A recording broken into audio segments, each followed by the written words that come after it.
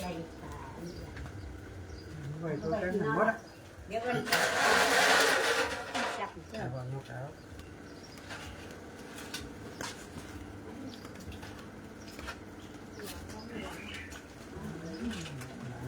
น้องขาวอยู่พูดนั่นแต่น้องขาวได้มาตัดน้ำตัวนี้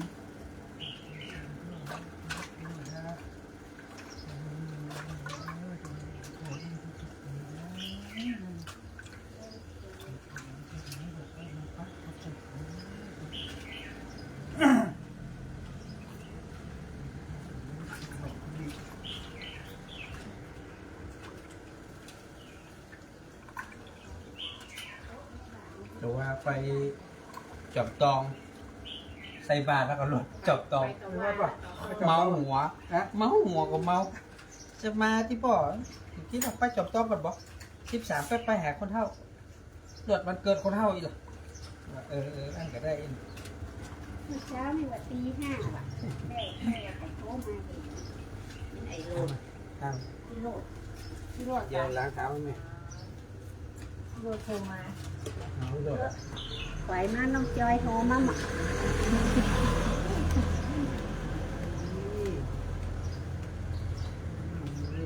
เลี้ยงกู้ได้หรือวะเอาล่ะคนเขาจะว่าไอ้อ่อน2 ตัวนี่มันจะได้โทษมากกับว่าโทษมากได้กับว่าโทษคนถ้าจะลืมเป็นละก้าลืมแม่เย็นมันสิอ้วนพี่หนา เช่นนี้ให้มากินก็วะไอ้วันน้าบอก ใส่กับโทษ ไปเล่นน้ำเดี๋ยวไปเล่นน้ำที่เตี้ย เดี๋ยวพ่อกระตึงมาเล่นน้ำเหนื่อยแล้วกระตึงมา เลือดออกเลยอ่ะมันแล้วเลยมันออกไปเลยอ่ะแต่สมมติว่าออกยามาใหม่นะแกซึมไม่ออกเนี่ยซึมมันหมัก เนี่ยแล้วมันออกกับ แล้วมันเจ็บกว่าพอ หนูซื้อมันออกไปออกคนเดียว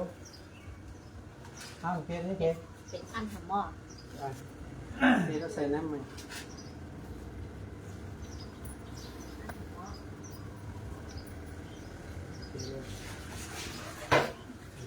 มันเสียงมันบดีนี่เนี่ยผมประเด็นนี้กับเสียงมันก็นั่นเลยนะเสียงแหบนะกลายเป็นเสียงแหบไปเลยเนี่ยอย่างน้อยไปใส่ยาถังยา2มากันนะ เสียงแหบ จัดได้จัดไปจัดไปนะแหบน่าเสื่อ ต้นอยู่ไหนมาขนมจีนเลย ไปที่ยัน โอเค ว่าสามีละ วางข้างบนข้างบนนั่นนั่นนั่นแหละนั่นใหญ่เอาลงนั่น วันนี้มาไหม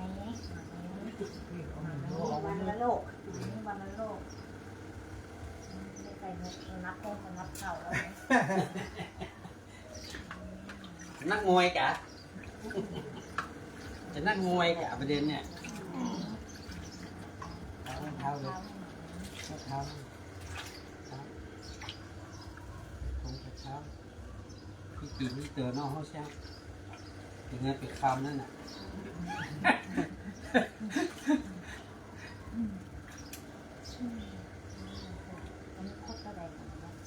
67อ่ะ เจ็ดกันนะ 67พอวันนี้น่ะ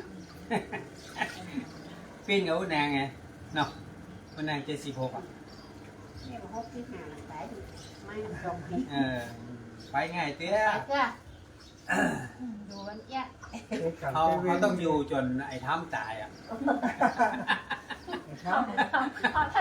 ไปก่อนทันนะกันเดี๋ยวพอแล้วสงการน้ำมันนี่ เขา ขึ้น มัน ต จะ ลาดแล้ว กระอักกระเลือดตายอ่ะมันก้านมันยอมก้าน เดี๋ยวนี้มันปิดอีลานมันอีลานเอาออกมันเป็นโรคจิตเป็นโรคจิตเขาว่าเป็นโรคจิตจิตมันปกติสมองส่วนแน่มันใจไม่ได้ คนอันนี้ละโตเนี่ยอันนี้จำมัน อันนี้ก่อนมันต้องไปเลือกเจ็ดทีละเท้าเอาข้างก่อนนะคนจางเอาลูกนั่นเอา โอ้เอาน้ำเอานี่ไปจุ่มอย่างอันนี้ก็ได้ ซักไปในตั ร ว องเท้า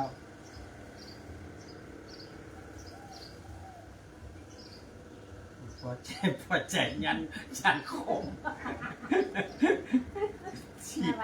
โคมเลย ยันโคมเลยไหมเครื่องจ้ะยันโคมเลย ไว้บ้านหายายไว้ขอหน้าไอ้ตึ๊กหัว ลิกเลยลิ เฮ้ยก็เท่าไว้นะแกเนาะ อาบน้ำมันอย่าวันเนี้ย เอามันกับ ต้อง แม่ จะคุยกันไหมเนี่ย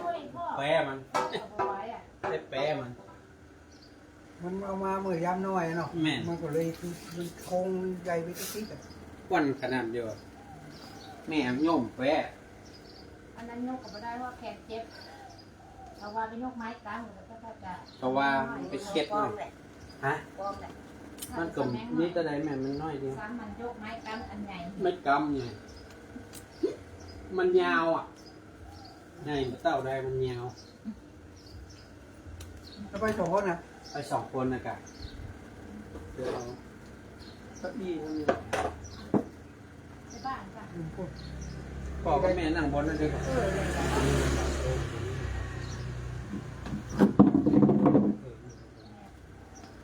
เดี๋ยวของวางเอานั่ง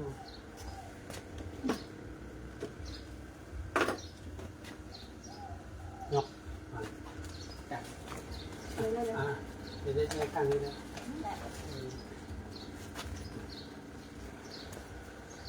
แม่ก็สารให้น้องๆอันไดโนเสาร์เนาะ ข้าวสารเหมาะอยู่แม่ ข้าวหอมมะลิน้องๆไดโนเสาร์นะ นี่นะ ใส่ อืม น้ำ ก็ดีอ่ะ แค่กันบอกกระตุ้นงามซื้อ อันนี้500เด้อไอ้ขจรเด้อ500เด้อไอ้ขจร500ก็มีไหน500ก็มีไหน ปากประดำหัว ตัดน้ำหัวก๊อกหน่อยมีอ่ะก๊อกหน่อย มีกันในบ้าน ดูในบ้าน ในตู้อ่ะแม่ในตู้ค่ะ จะพอมาเถอะเจาะหาเขาเด้อ เราไปสอบหาได้ไหนเลย ฮะ มันไปสอบหาได้ไหน ในตู้ไม่ต้องหูกับแม่หูก่อนในตู้อ่ะอืม มีคลิปอันหมดเลย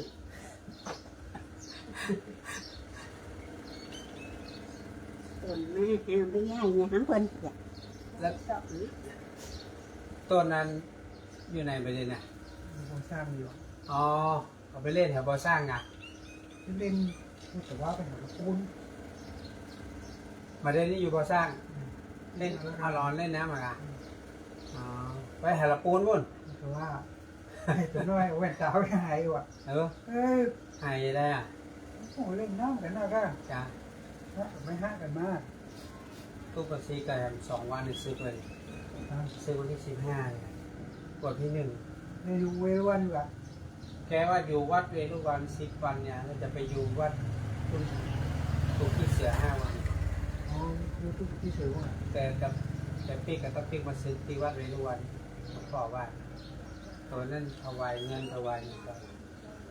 2,000ไป3,000ก็บอกว่ามีต่อตานเพื่อนรอวันซื้อก่อนไปตานกำลังที่สม เดี๋ยวที่วันนี้ ซื้อวันที่15 ที่ห้า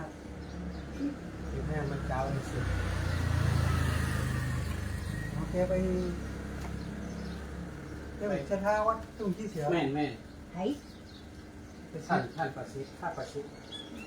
ท่าประสิทธิ์ท่าประสิทธิ์คำปันก่อนก่อน ตุ้งที่เสือกระทัดรัดนี่หรือว่านั่งอยู่ในพื้นผาดนะ ได้ให้มาให้ นี่ทำได้แล้วอ่ะ อยู่ฝั่งเพ ก็อีไม่กับลูก ต้องมันนั่งนั่นแหละตัวมันน้อยตัว ตัวมันน้อยว่ะอ่ะ ครับกายะกัมมังวจีกัมมังมโนกัมมังสันติจะกัมมัง จักรมา ปัมมาตะโตสัง มาตาโตสา สัพพังโตสัง ทางโตสา กัมมันทุโนด้วยกายกรรมก็ดีวจีกรรมก็ดีมโนกรรมก็ดี ตั้งใจก็ดี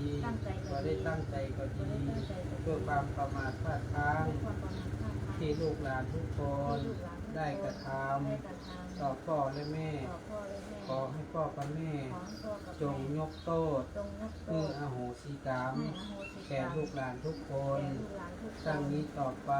ต่อไป ขอให้พ่อกับแม่ ขอให้พ่อกับแม่ อายุมั่นขวัญยื อายุ น มั่นขวัญยืน หมดทุกข์หมดโศ หมด ก ทุกข์หมดโศกหมดโรคหมดภัย หมดโรคหมดภัย เพื่ออยู่ดีสบา ให้ ย อยู่ดีสบาย เป็นร่มโพร่มไทร เป็นร่มโพร่ม เพื่อ ไทร ลูกเพื่อหลาน ให้ลูกให้หลาน ไปจากนานเท่านาน ไปจากนานเท่านาน ด้วยเธอปอมือก่อนขอบคุณความสุขความเจริญมั่นขวัญยืนนะคิด โพร่มไทร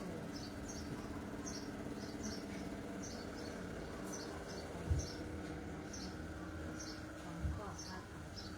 อยู่กับลูกกับหลานกันเลย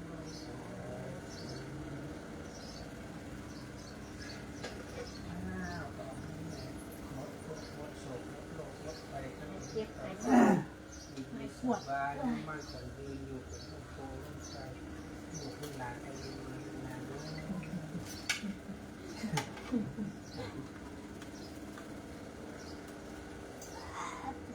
ที่มาเกิดมานี้สอนหน่อยนี้อายุมันขวัญยืนอยู่กับลูกกับหลาน โชคดีลาบด้วย โชคดีลาภด้วยเอาไว้ที่เรา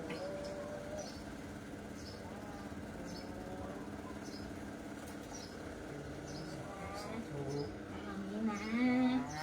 นะ นะอันนี้ ไม่ได้โทรหากระทัก บาง เออ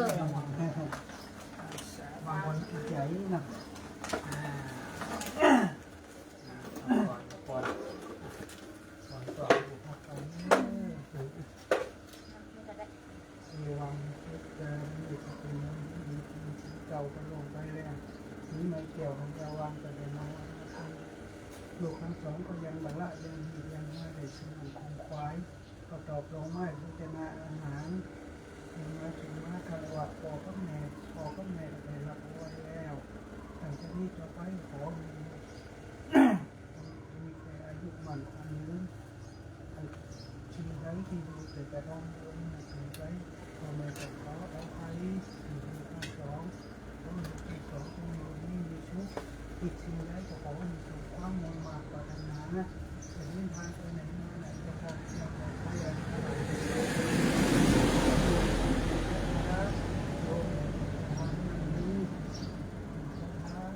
ไปถึงหอถึงฝัน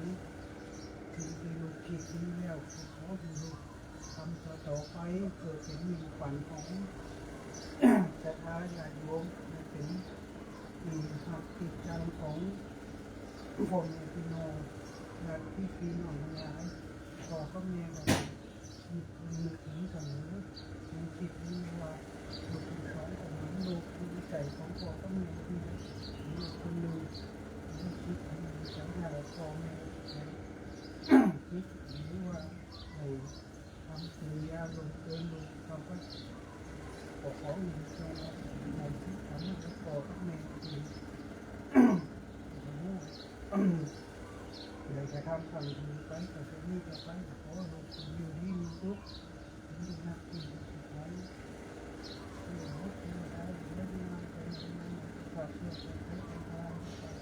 ทั้งพวงเพื่อการจะเก็บเกี่ยวกับการเรียนรู้ทำความมีสติมีสัมผัสสัพพะมีสัมผัสตัวอภิญญาทางชีวิตชีวิตการ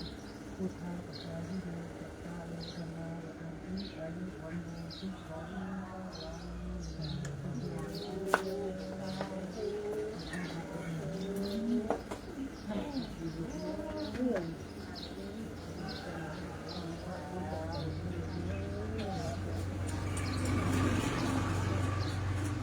อันนั้นนี่ไหน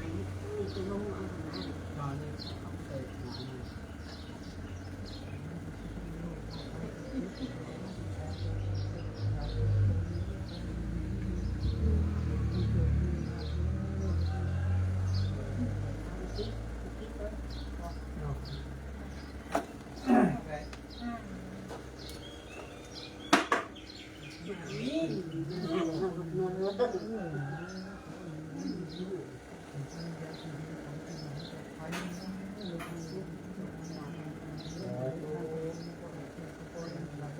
นา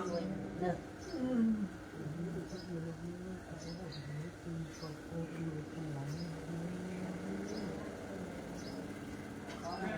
หน่อยของกอดพ่อหน่อย ของพ่อของแม่ของพ่อเนอะไม่ดีเลยคือแม่ตัวหักเลิกบุตรแม่จะเป็นของจบแล้ว จะมาฟ้องละ ทำใจละ ทำใจละ ดูเข้าบ้าน มาฟ้อง อันนี้แบบเข้มข้นเนาะพอทำลุ่มนะ วันที่9 มิถุนายนเป็นเพื่อนกันเดือนแรก9 มิถุนายนเปลี่ยนนั้นแปลงทัดถ้าจะฟ้องทีละแปลงฟ้องทีละแปลงตกอยู่900,000 บาทเขา320,000กับ80,000ถ้าเขาก็ได้เขาจะเลยออกดอกออกผลดอกต้นทบดอกฟ้องมาทีละ ต้องน้องเนาะ ฟ้องถ้าแบบตายก็จะไปขึ้นศาลนี่ครับขึ้นศาลเป็นศาลเลยเอาเงินตัวผมมีจะหื้อแล้ว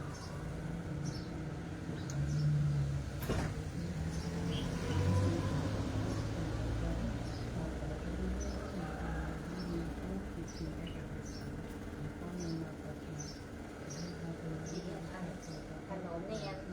ชูกัดพอดีอ่ะโป้เนี่ย นี่มักขนาดสิโป้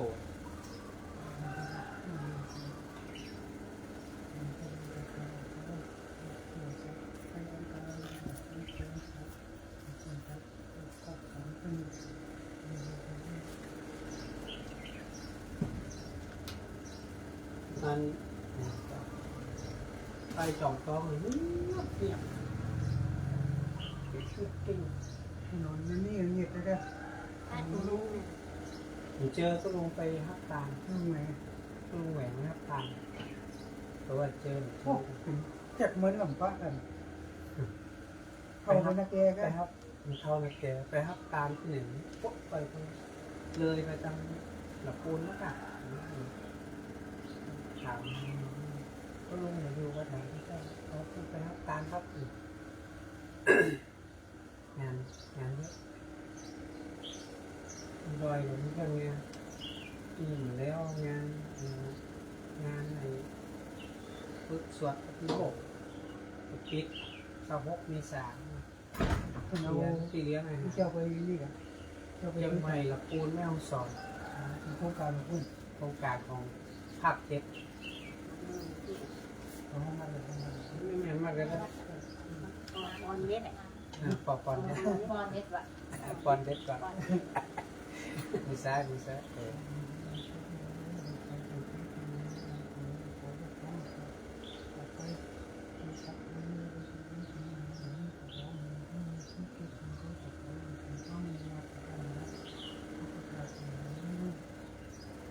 วันนั้นฝัน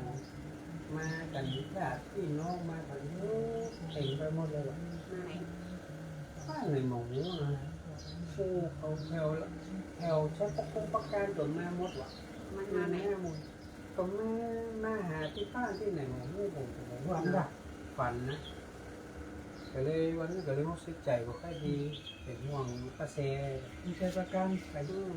ไม่แน่วแล้วก็กับจัดตำอุ่นๆเนาะดู ปีนี้ได้ไปหาประเชนด้วยอ่ะ ยังได้ไปกันเถอะจะไปหาแก แกก็อยู่บ้านหลังเก่าอ่ะ แม่ใช้เจ้าบ้านอยู่เจ้าบ้านอยู่ไปหาแกไปทำงาน ไปเข้าอ่ะ 64 จำไว้ มาแซนลุงกับแม่เนาะ 64 64 ที่ เจอ ก่อนไปหลวงพ่อจะรำกันที่เต่าดาม แล้วดูเจมแข็งแรง เดี๋ยวนี้ทั้งค่อมยังก็ค่อมขาวมัดผมนี่เป็น แต่ที่ไม่ได้ได้รับเจมดี ที่ว่ามัน ลูกคุกอะทำงานก็เอาเงินทุกอย่างเลยมาก่อน ตัวน้อยน่ะ คนในกันแหละ ทำงาน ทำงานเนี่ย น้องน้ น้องแคม เออ เป็นนักการแล้วไปคุย อนนั้นน่ะ ปปช ได้เดือนเป็นหมื่นด้วยนะ